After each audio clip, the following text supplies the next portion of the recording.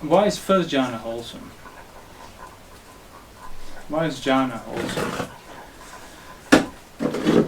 Because it's secluded from sensuality and unwholesome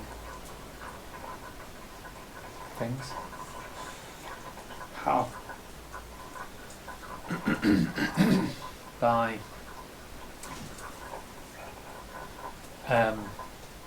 establishing the mind. This is how I understand it anyway. Establishing the mind to the extent where you sort of beyond those things. Yeah, theoretically, that's fine. Yeah. So, what is then? What is the principle of sensuality that is then abandoned in jhana? Hence, you go beyond sensuality.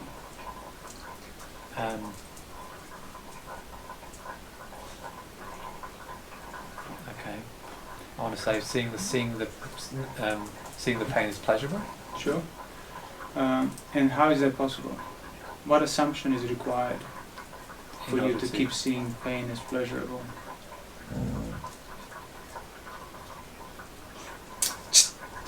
Enough! Get back!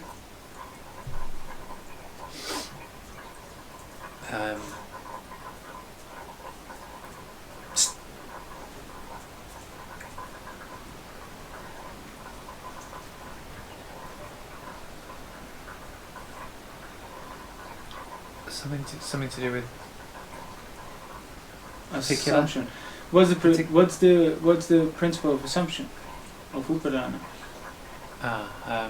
Any upadana. Assuming sort of something outside Exactly. of this. So as we said before, you assume that the pleasure is outside of your desire. Yeah, in the things. Exactly. In whatever. Yeah. Even if you don't specify where it is, you assume it's outside of this presently enduring unpleasant desire. And that's why it starts to, well, that's why you induce a separate identity to that desire, this identity of pleasure. Hence the assumption of sensuality.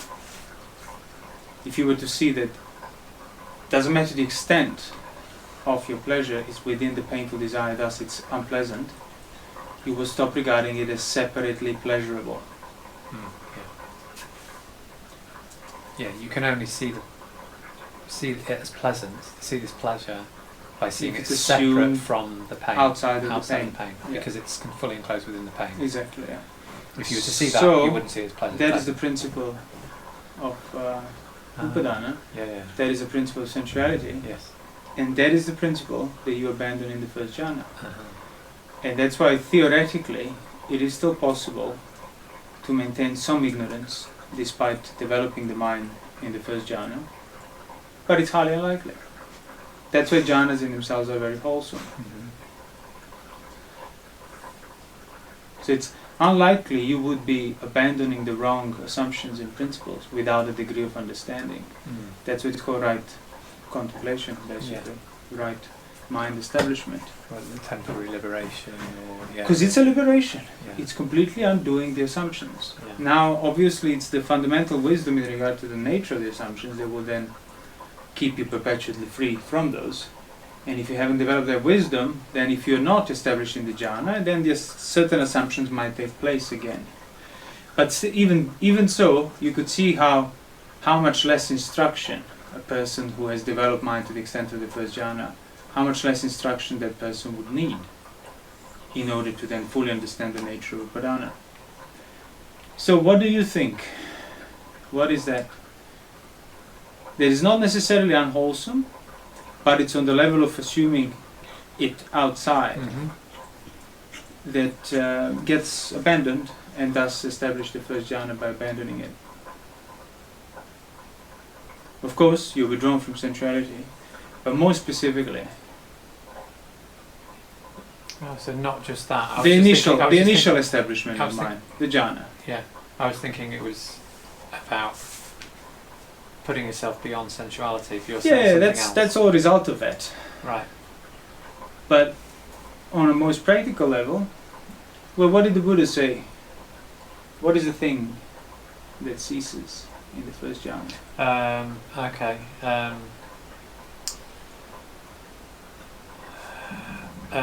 Speech. Speech, exactly.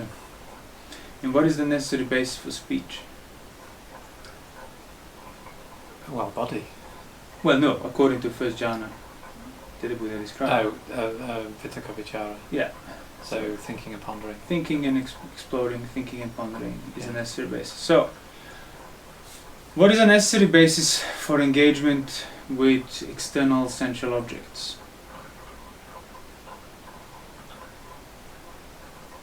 For the sake of chasing pleasure. What is a necessary basis for that?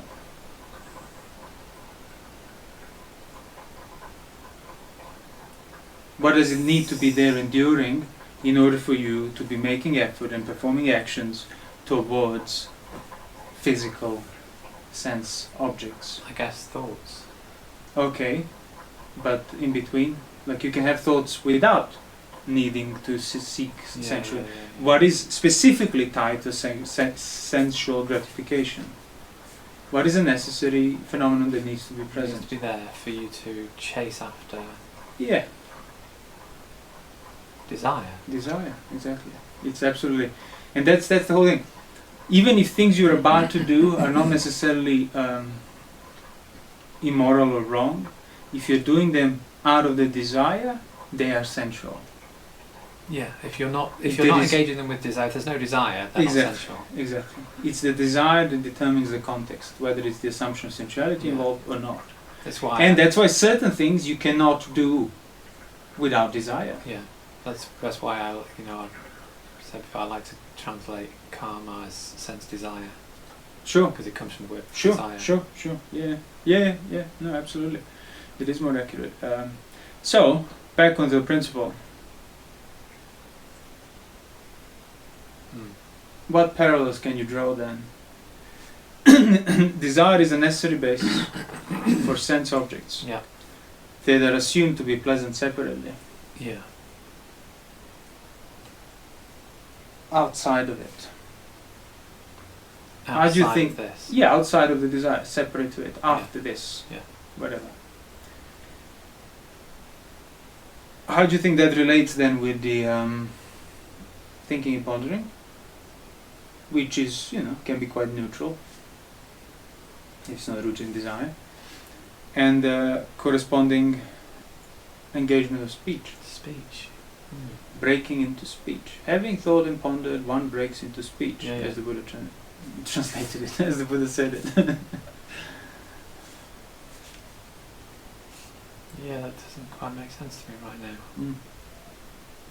So that would imply, I'm thinking that would imply that speech is rooted in desire. No. That can't be right. No, like listen, I said it from the start.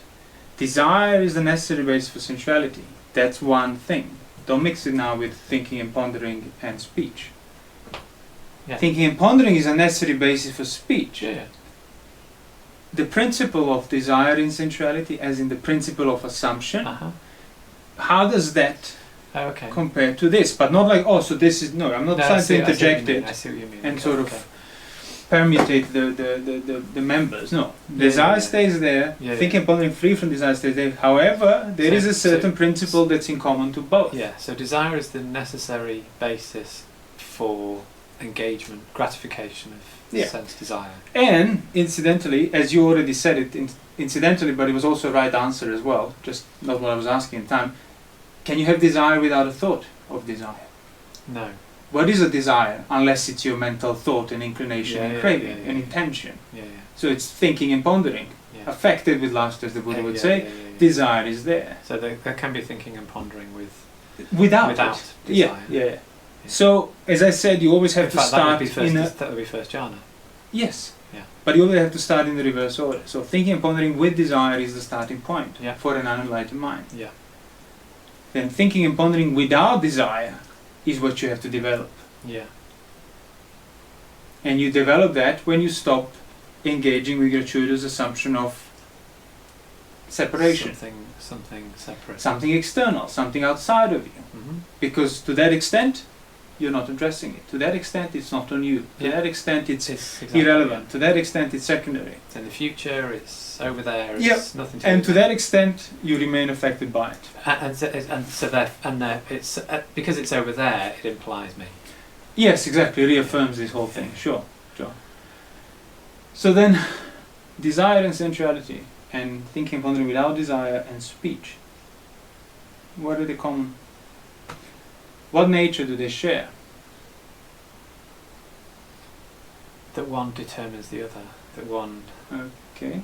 That's That one true. is the necessary basis for the other. So ignorance, say ignorance of the necessary basis, what does that result? Like take the practical example. Yeah.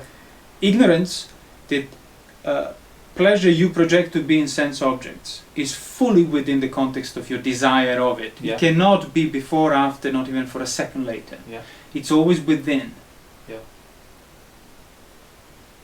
So You not knowing that, what does that lack of knowledge result in? chasing after sense. Why would you be chasing after sense object over there? For the pleasure. Why do you think pleasure's there?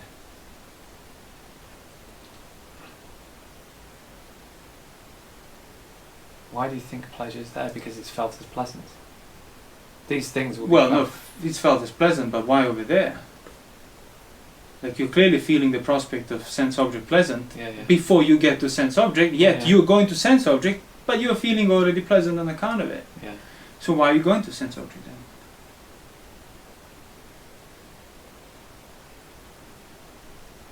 Because you think that's. Because you think it's outside. Yeah. Because you think this pleasure I'm feeling, Yeah. it's over there. Yes. As ridiculous as it sounds, that is in its core of sensuality. That's why it's completely gratuitous assumption. Yeah. And So that assumption is the result of you ignoring the fundamental context of necessarily enduring desire for any engagement, Mm-hmm. even if you are not fully conscious of your desire. So whenever you're engaging with sense objects for the sake of pleasure, there needs to be an underlying container of desire Yes. that is presently enduring unpleasantly. But it's Knowing that means the gratuitous separation induced by your assumption won't be there anymore, or certainly won't be fueled. Yeah. Not knowing that means this separation's there. And the separation is that the separation is both that the pleasure is in the thing that I'm chasing after, and it's in the future. Oh yeah, of course. It remains in that domain It's that's kind of- always out there. Yeah. Of course, ironically, even your assumption of separation is within the context of the present enduring desire. You can't truly step outside of it. Yes. Yeah. That's why once you fully understand that, it becomes inconceivable for you to think in those terms anymore. Yeah. So, as you said then, what unites them is a necessary basis. Mm-hmm.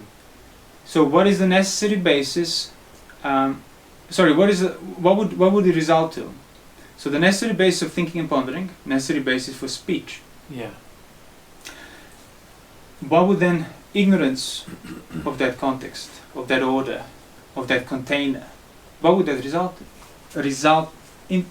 to in regard to speech? The speech is somehow separate from your thoughts. In Is what that what you're manner? thinking? Describe the characteristics of separation. Like.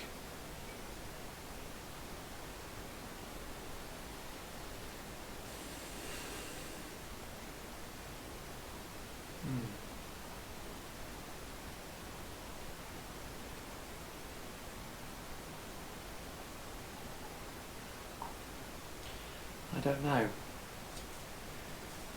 Let's try this way then. Speech. You're speaking now. Is that speech independent of the simultaneously presently enduring thinking and pondering behind it? No. Is that speech before you think and ponder? No. Is that speech after you've been thinking and pondering? No. Is the nature of that speech... Not even a nanosecond after the So- thinking and pondering. Okay, but is that speech It's in like its own a- domain?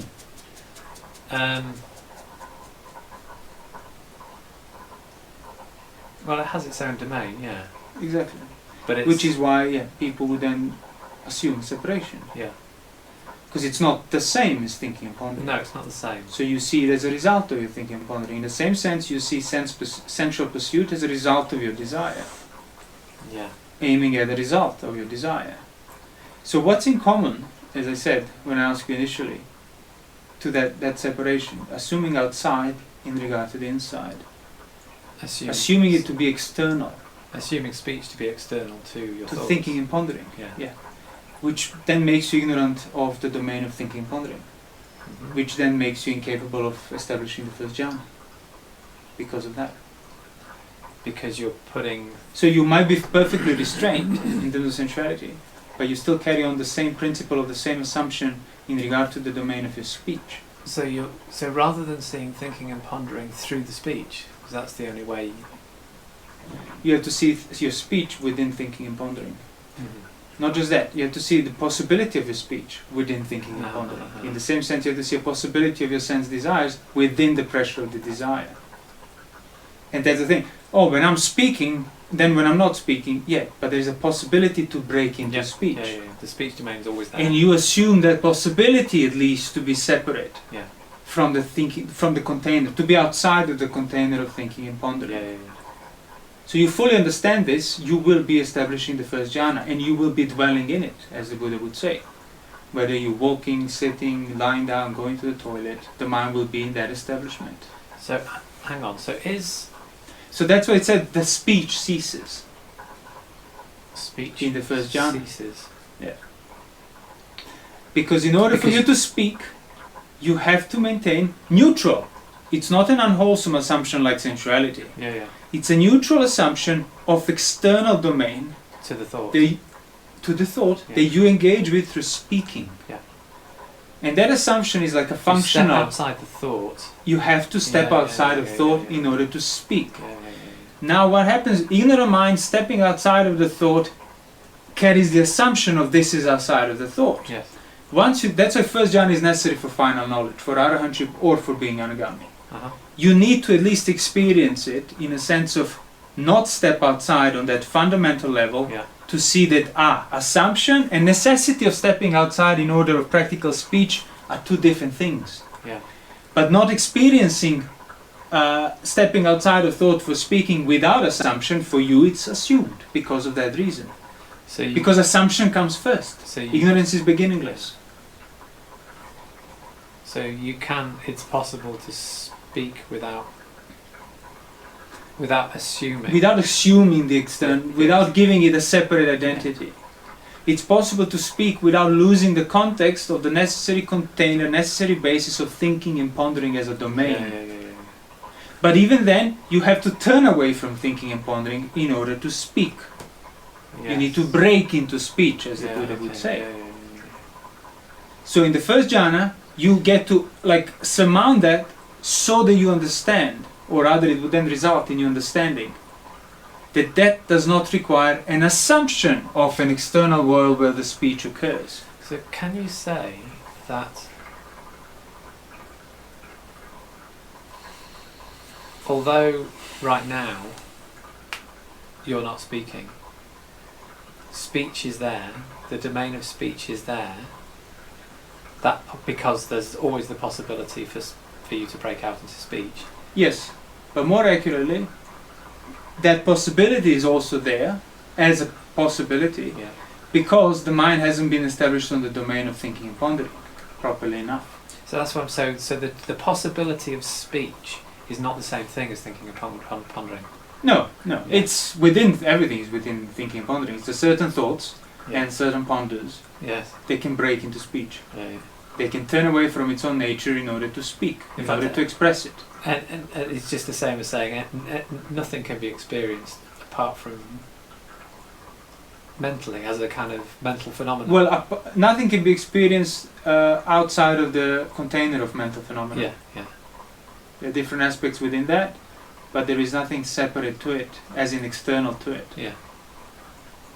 So so thinking about pure matter presents itself as a thought. But you could say that within this domain of thinking and pondering.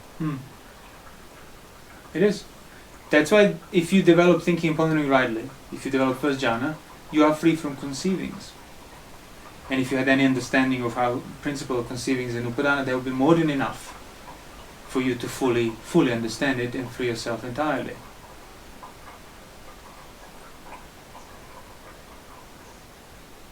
So the speech ceases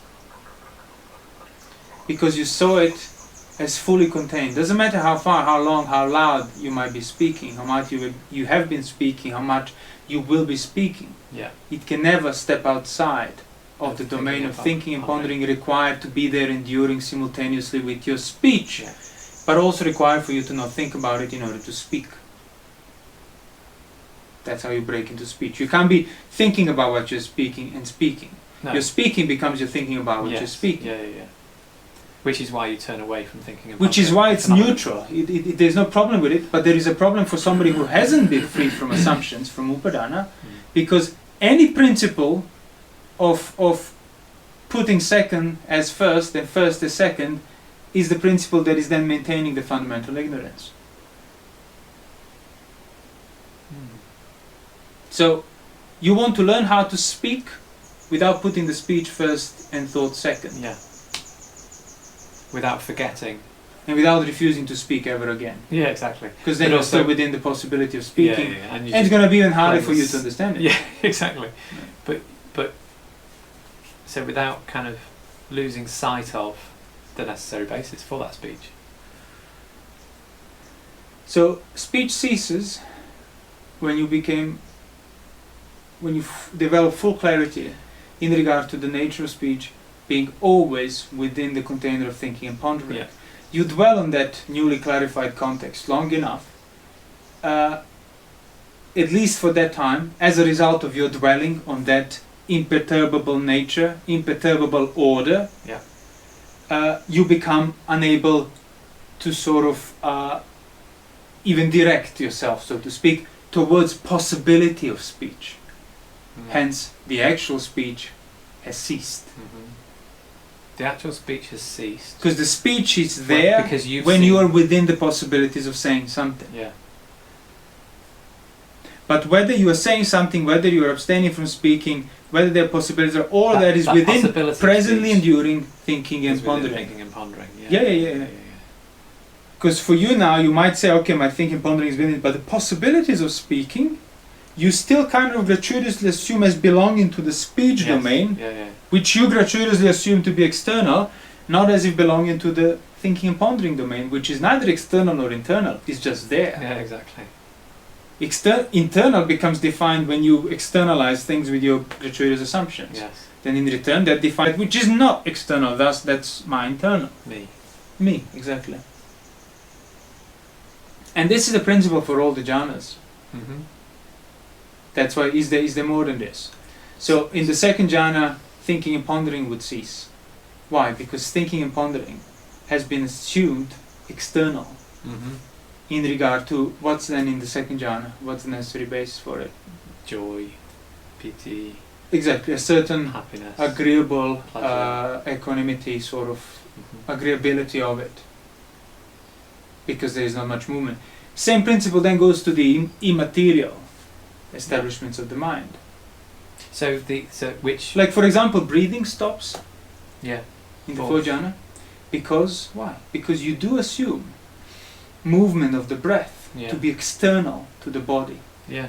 You tiny bit, you still assume it. Yeah. Failing to see that how can any notion of breath even be conceivable if it's not defined entirely within the body? So the subtlest of assumptions are the ones like third jhana, fourth jhana. But as I said, assumption it's assumption in its nature of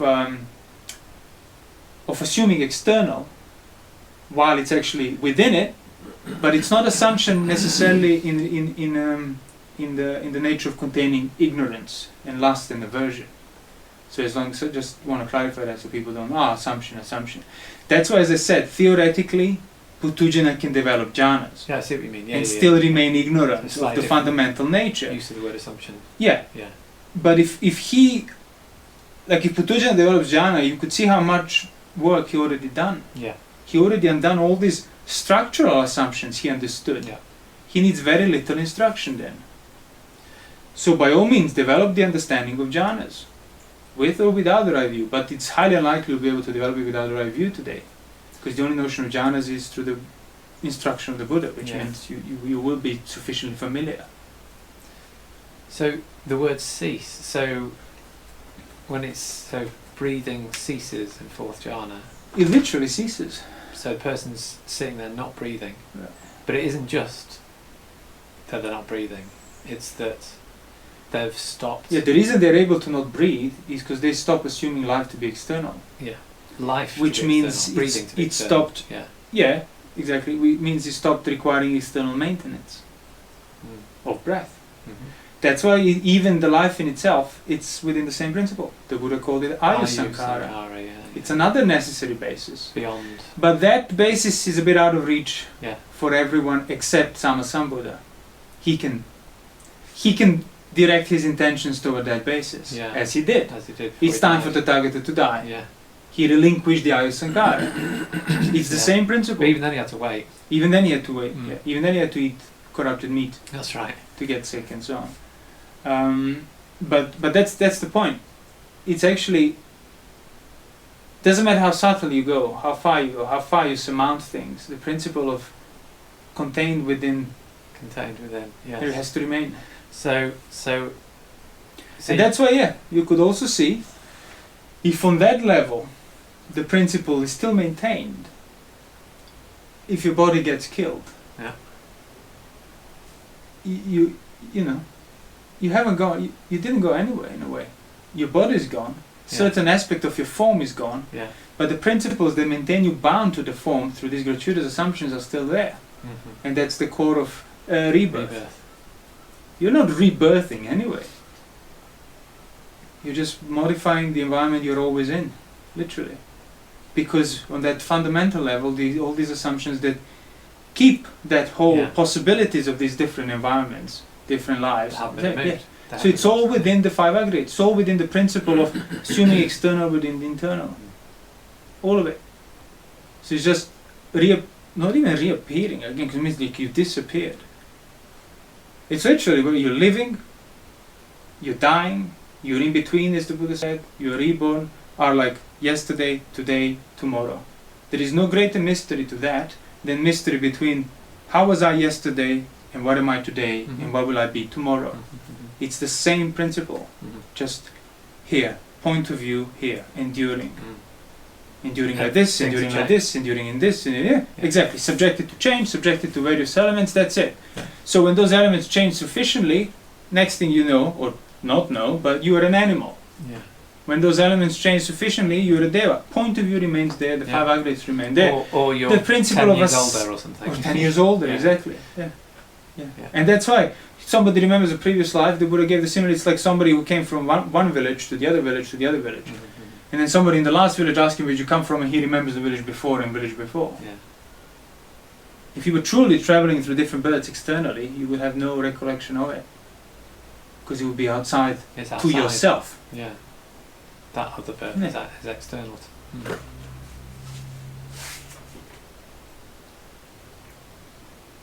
So cessation of speech then. Cessation of speech. How would you begin developing it?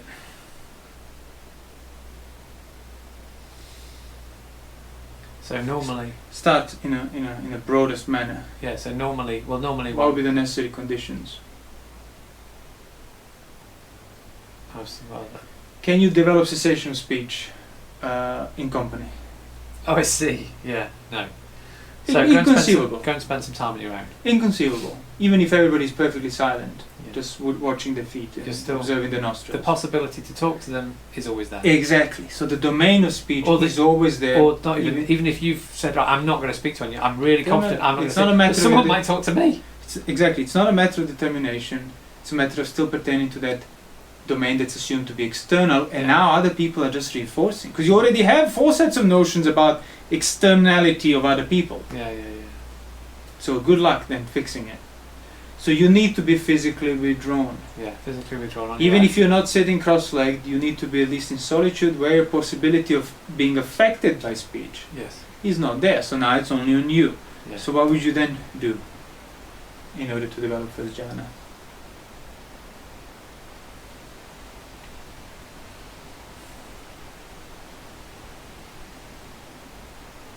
Well, I guess acknowledge the possibility of speech as being present. What does acknowledgement mean? What does that entail? Like,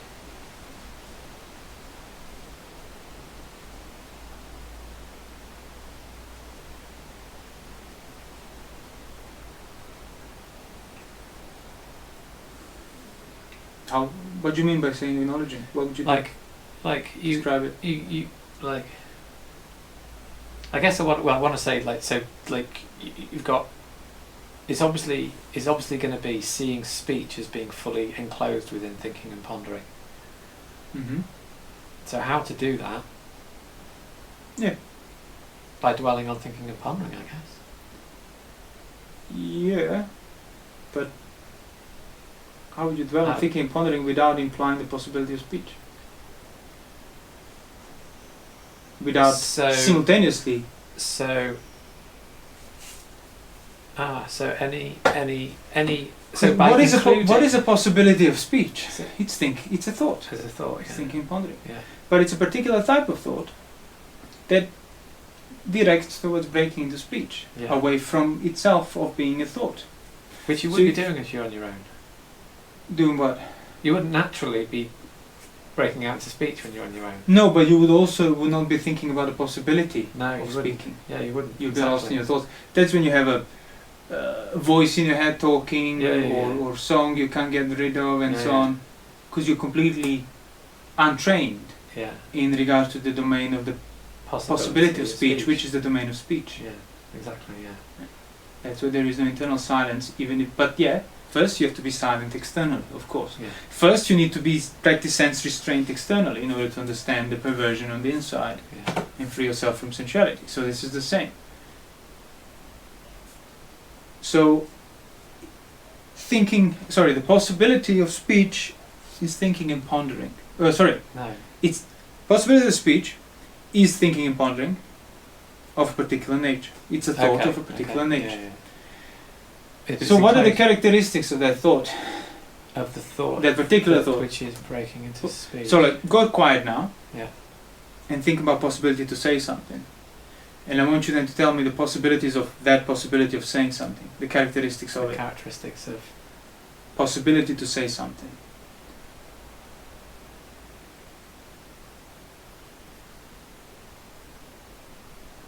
I guess it's somehow like stepping out, or like. Well, which one is stepping out? So the possibility to speech is about the possibility to step out.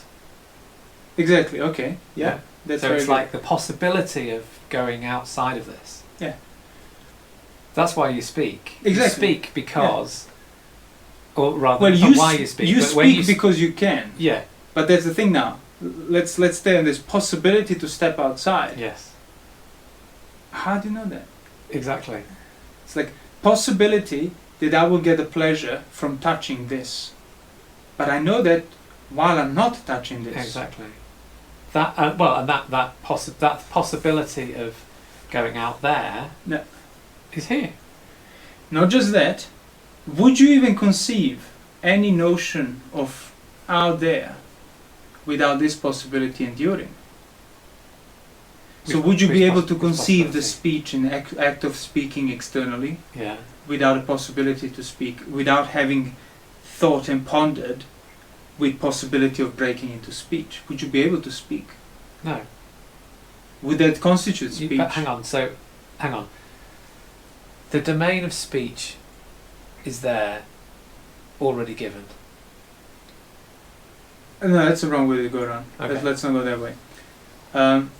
Again, silent, you have possibility to say something. The characteristics of that possibility are, as you said, it implies the possibility to go outside, to sort of step outside of thoughts. Exactly.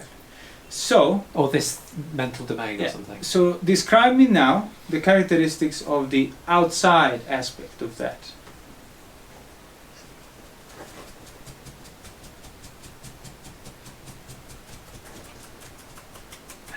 Well, I don't know, separate from... What is that in its nature, the notion of outside? How can you even talk about it? What is yeah, it? What is it? Like,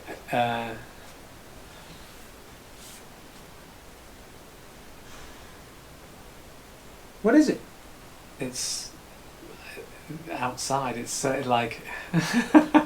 The notion, any notion, Yeah, what yeah. is it in its nature? Oh, it's manifested. It's there. It's basically... What is it in its nature? Not what it's doing. What is it? A notion of this, notion of that. What is it? Well, any notion. Any notion. What is a notion in its nature? A thought. A thought. Yeah, see what you mean. So, within the which is already thinking and pondering, possibility of speech is already a thought. Yes. You have another thought within that thought Yes. that says that I'm not a thought. I am outside of these thoughts. Outside of thoughts. Yeah, That's yeah. it. So your notion of outside is an inside thought, so to speak. Yeah. Yeah, yeah. And that's why there is an assumption. Not because of speech, not because of the principle of breaking into speech, turning away from... You can turn away from thoughts all you want and speak all you want and still not assume the thought to contradict itself. As in, this is outside and I can only think that on the inside. So you can be free from assumptions and still speak. Arhan wouldn't go mute. Yeah. Yeah, exactly.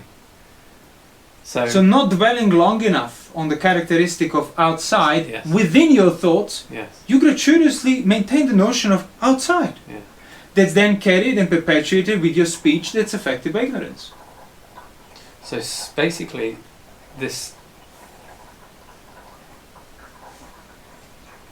speech, the possibility of speech as being the possibility of stepping outside, is based upon this. No, you should say it like this. Possibility of speech is possibility of turning away from thoughts, Yeah. but not stepping outside. With ignorance, turning away from thoughts means being outside. But as I said, outside of what? You realize, well, that's already a thought, so you can't be truly outside. Yeah, that's what. So the only reason you're outside is because you don't fully understand you can't be outside. Yeah. That's what I'm trying to say. That so.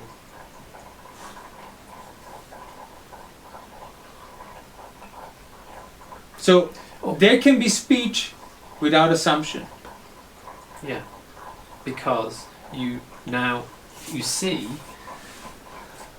that it's quite possible. So you can break out into speech, but that breaking out into speech cannot take you outside of the domain of thinking and pondering, because the whole domain of thinking and pondering is completely enclosed within. The whole domain of speech and the possibility of speech is enclosed within Thinking and pondering. In the same sense, all of your physical actions are enclosed within your mental intention. Yeah. All your verbal actions are enclosed within mental intentions. So then you want to take a thought of outside, allow it to endure, as that which says it's outside, Yeah. and see the whole thing within Yeah. the nature of being a thought. Yeah. And that's how you become incapable of assuming,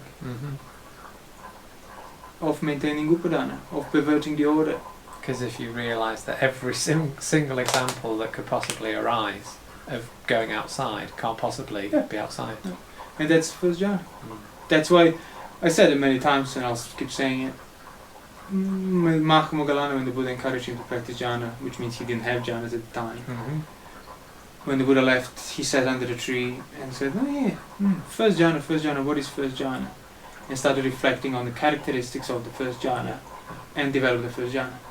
And developed the Second Jhana by reflecting on the characteristics that he heard from the Buddha, and that's how I develop all the jhanas. Don't you get it by just staring at your nostrils? I think not. I think the Buddha would have said, instead of dwelling on these factors, characteristics of the First Jhana, why don't you just watch at your nostrils, and it will happen to you. And then you'll just enter this. The overwhelming absorbed experience state. of joy you're going to have, then somebody will tell you, that was the jhana, and then you will know it was the jhana. Yeah, but you weren't conscious at the time. You were kind of. Yeah, it might have been slightly odd. Yeah. So the point is, it needs to be understood. Yeah. Or at least recognized on the right level. Right level being level of the mind, as in thinking and pondering. What is your mind other than presence of a thought? Okay. So you have a possibility to utter words with your mouth, and that's fine. However, if you're ignorant of the nature of that possibility, the nature of it being the nature of it being a sankhara, the necessary basis, the nature of it being a container, that it cannot be step outside, then you committing to uttering words with your mouth is then you assuming somehow pertaining to this external domain that is separate from the thinking and pondering of the possibility of the speech that was there throughout, has to be there. If you suddenly stop thinking what you were about to say or what you were saying, you will stop speaking. Yeah, exactly. Yeah. So it's why samadhi, jhana, is called unification of mind. Yeah, that's why it's called imperturbable. It's not imperturbable in some majestic, mystical, transcendental sense. It's imperturbable because you have restored the right order that is now imperturbable. What definition of turn something upside down? Well, now it's unturnable. Because the mind got established upon the right order and saw it as... You've got the right order, so you can't... And saw it as not optional. That's the thing. The wrong order was established. The perversions were there because you didn't realize they can't be there. That was the basis for them being there. That's why you are responsible for their bhava, for their being. Because it's fully assumed by you. But can you say as well, because it begins with thinking and pondering, this mental domain as being that necessary basis, that container, it is. And nothing can step outside of. Absolutely. Even any assumption of stepping outside. That's why it's enough for the complete liberation. First jhana. That understanding the extent of that domain. That's unification of mind. It's more than enough for the full uprooting of all the lust, aversion, delusion, all the suffering. I can't remember the sutta, but people can maybe mention in the comments if they know the reference, where the Buddha says that it's in the for the first Nikaya, which one? Book of Nine's Anguttara Nikaya. Anguttara Nikaya. The first jhana is something like. Yeah, basically says that anagami, being free from sensuality, or final liberation are dependent on the first jhana, and dependent on the second jhana, or higher. Sure. Yeah. Which means you can get the right view and everything else before that. But great, if you get it on the basis of first jhana, there is very little work for you to do between being a sotapanna and an arahant. If you already have developed mind to this imperturbable order of the nature of things. What comes first is first. Oh, isn't it marvelous? Putting second that which I was putting first, and putting first that which I was putting second. Fascinating. You can't create anything, by the way. Even arahant can't create anything. He just undoes the mistake. The perversion of the order that was completely gratuitous. You can't actually change the order. You can't actually have the external domain of your speech independent of your thought. Yet that's how you live, and for eons and eons and eons. All you do is because of your gratuitous assumption. So you approve the assumption.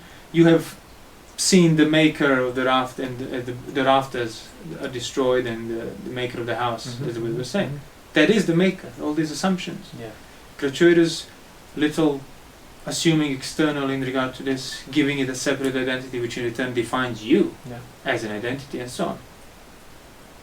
And so once you stop assuming something external, then how do you stop assuming something external? By including whatever it is.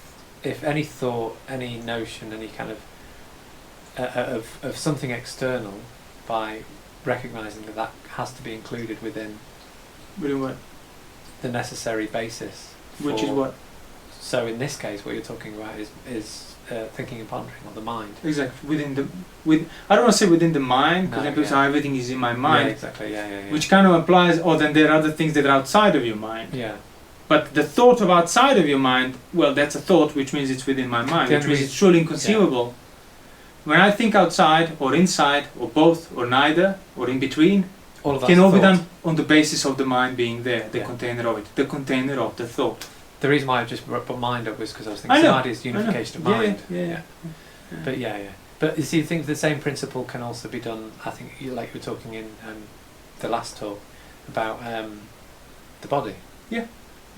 So you can choose. That's why there are all those different how the commentaries translate them, objects that you can use to develop First Jhana. Yeah. Kammatthana. Yeah. They're not objects, they're Meditation literally objects. the same things that you can understand, the same principle, that you can establish the same right order, and that's what jhana will be then.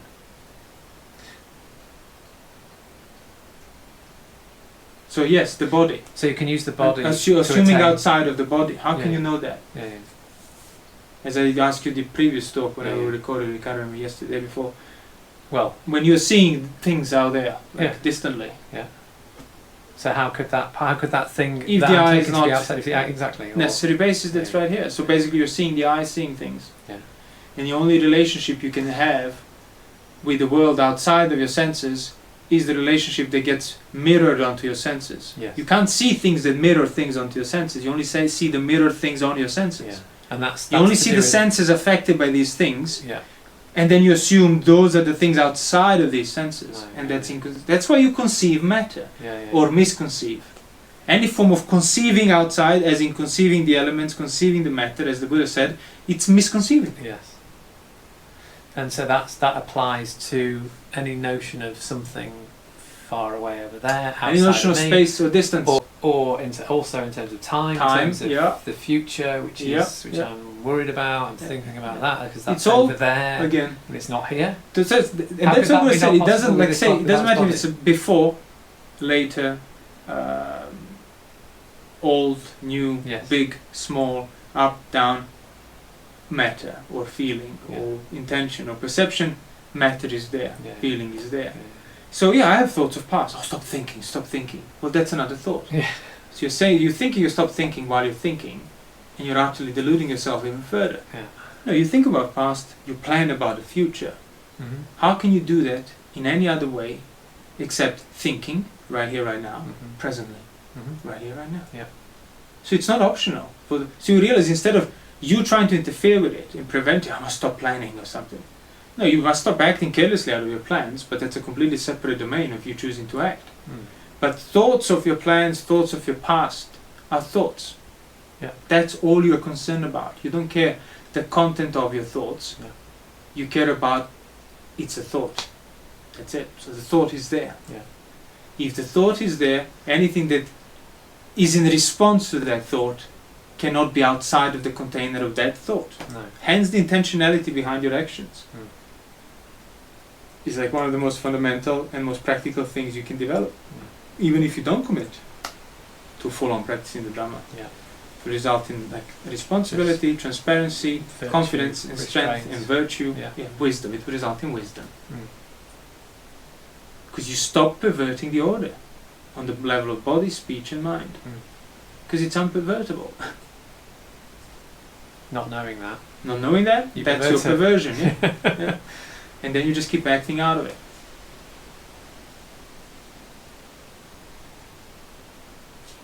So then, including the characteristic of outside, of these thoughts of possibility of speaking while I'm not speaking, Mm-hmm. that's how you cease to speak. So that again. Including the characteristic of outside, Yes. characteristic that is sort of bundled with, Yeah. that is sort of implied in possibility of breaking into speech. Yeah. Possibility into breaking That's into right, yeah. outside. That last bit of outside you Is- include as that, within as the thought. domain of thinking and pondering. Yeah, yeah. Develop that, develop clarity in regard to that. At that time, that's the first jhana. Mm. At that time, your speech has ceased. Mm. And then when you Your go and speech break has ceased into, in the sense that well, in the sense that you now any possibility to speak does not involve an assumption of going outside of yeah. the thinking and pondering. Exactly. Okay. So then you might wonder, so how can you speak ever again afterwards, once you've done the Yeah. assumption? But you can still speak without changing that assumption, without kind of... That's what I mean. You assuming outside is an extra step. Yeah, that's it. That's what I mean. Assuming outside is an extension of the looking away from the thoughts towards the speech.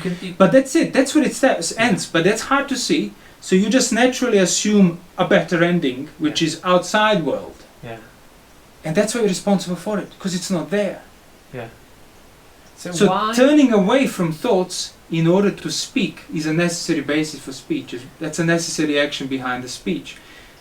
Turning away from thoughts with ignorance assumes I'm turning away from thoughts from here, I'm turning over there. And so if you stop going that far, you will still be able to speak without assuming external world of speech. Yeah. You are temporarily looking away from the thinking and pondering.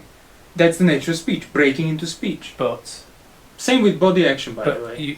But that turning away doesn't involve a kind of assuming the separate domain where this turning away will occur, because that's contradiction in terms. So all you need to do is uproot the assumption from it. Why is this assumption of outside so strong, so alluring? So obviously because there's some pleasure involved in the assumption of something. Of course. So I can speak now. There is a pleasure in the nature of upadana. Yeah. Doesn't matter necessarily the content, as in if it's a upadana about the speech or upadana about self-view. No, it's about the outsideness. Yeah. That's what I'm trying to get exactly. at. Outsideness. Yeah.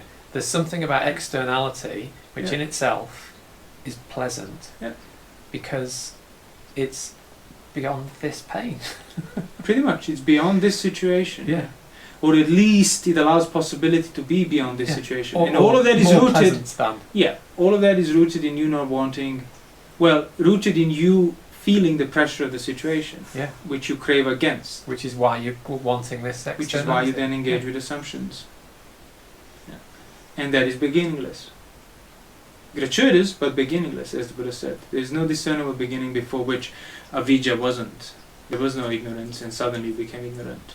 So that's why it comes hand in hand, not expecting something outside or beyond, and resisting. No, you can and expect. You can expect things outside, and then include your expectation within the domain of thought, fully contained within it. Yeah.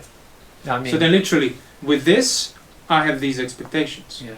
Yeah. With manifestations of this necessary basis, these things are possible. Yeah. And that's Paticcasamupada's definition. No, I was just trying to say that not the extent to which you're expecting something external and outside is to do with how your inability to withstand what's present. Yes, that's more like now on the level of sensual assumptions, the extent of the desire and stuff. Yeah. But when you have obviously kind of withdrawn yourself from that, the expectation of how external speech is, it's not necessarily corresponding to how much you don't want your thoughts or something like that. Okay. It's basically just another principle that kind of fits into your already existing assumptions. Yeah, I see. So it gets taken by it. Yeah, I see. That's why once you abandon the assumption, these principles can still remain. Thinking, speaking. Yeah. But you won't be able to think, speak, or act out of lust, out of aversion, out of those perversions. They're a direct result of ignorance, direct result of assumptions, of all of those chasing the pleasure, chasing the external, or getting rid of the whatever, assuming the external to basically overcome the unpleasantly enduring pressure of the feeling you're subjected to. Failing to see that external is... Failing to see that all of it has to be rooted in the container of your craving against this feeling. Yeah.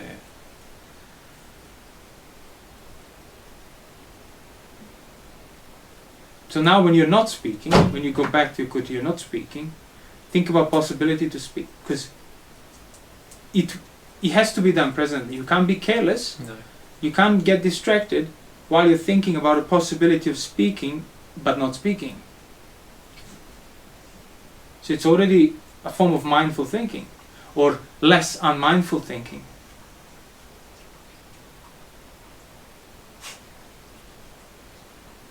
Because that's what I mean. That's what we said at the beginning. You cannot speak and still not be in the jhana. That's not all you have to do. No. Why are you not in jhana? Because the domain of the extent of this domain of speech, which includes possibility of breaking into speech, hasn't been understood. And it hasn't been understood because you haven't been thinking about it. But in order to think about it, one has to dwell on the present possibility to speak. To speak. And then start discerning the kind of gratuitous implication of outside, which is a characteristic of that possibility at the moment. And then put that characteristic within the possibility, not maintain its notion that it's separate from it and outside of it. That's it. So put that which you're putting first, put it second. That's the clearest description of how to enter jhana I've ever heard. Sure. You develop that, jhana is the necessary result. Not like, oh, we'll do this technique and that, and then hopefully it will happen to you. And then you do all the meditation with that implicit hope and desperately looking at whatever's occurring. Is this? Is that? Teacher, tell me, was that in First Jhana? Oh, it even was. Great. Having to interpret it by somebody else. That's why it's tied in with understanding, with clarity, with imperturbability.